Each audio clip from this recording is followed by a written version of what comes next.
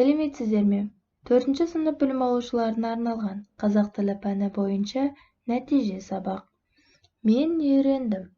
117-ші сабағымызды бастаймыз. Бүгінгі оқу мақсатымыз тыңдаған материал бойынша негізгі тұсын белгілеп алу және солардың негізінде мәтіннің мазмұнын айту. Балалар, ендеше осы тарауымызда не өткеніміз жайлы еске түсіріп қорытындылап кетейік. Біз етістіктің шақтарымен таныстық. Етістіктің 3 жағы болады екен. Осы шақ, келер шақ, өткен шақ. Сын есім. Сын есім дегеніміз заттың түрін, түсін, сапасын, салмағын, көлемін білдіретін сөз табымен. Және қарсы мәнде сын есіммен таныстық.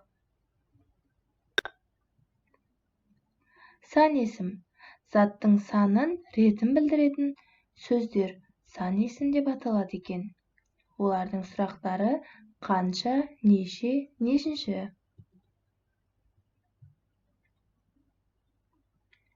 Және де сан есім құрамына қарай екіге бөлінеді екен. Дара және күрделі сан есімдер. Дара сан есім деп бір ғана түбірден тұратын сан есімдерді айтамыз. Күрделі сан есім деп кемінде 2 сөзден тіркескен, қосарланған сөздерді айтады екенбіз. Ендеше осы тарауымызды қорытындылау мақсатында мына 101-ші бетіндегі бірінші мәтінді тыңда. Асқардың жауабымен келісесің бе? Өз пікіріңді айт.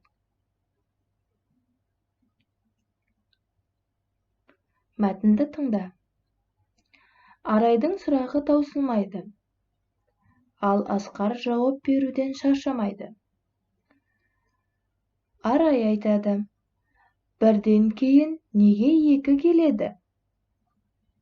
Асқар: олай болса, шатасып кетеміз ғой, дейді.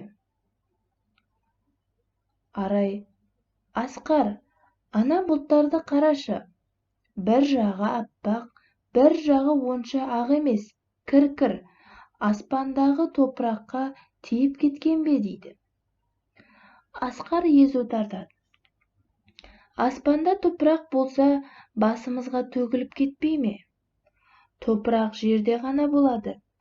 Әне, қарамайсың ба? Бұлттардың еш жағында жер жоқ. Оны көру үшін ұшақпен ұшып бару керек, дейді.